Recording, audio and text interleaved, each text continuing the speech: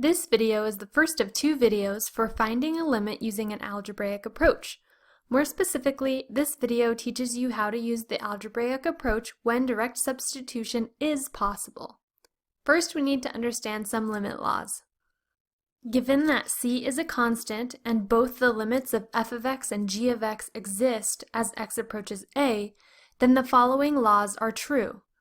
Pause the video and take a moment to look over these laws.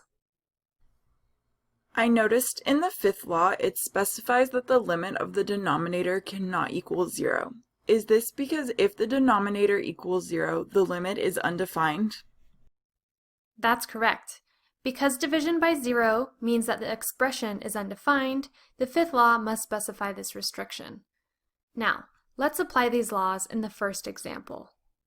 Find the limit of x cubed plus 3x squared minus 5 over 2 minus x as x approaches negative 4.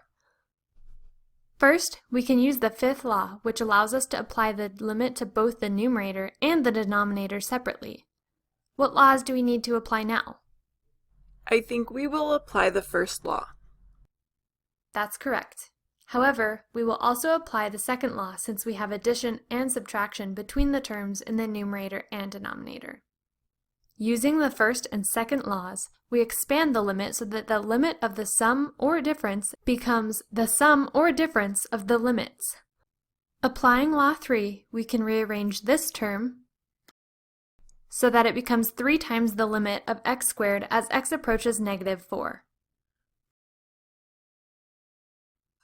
Now we can apply laws 7, 8, and 9 so that we can achieve this expression, which simplifies to negative 3.5.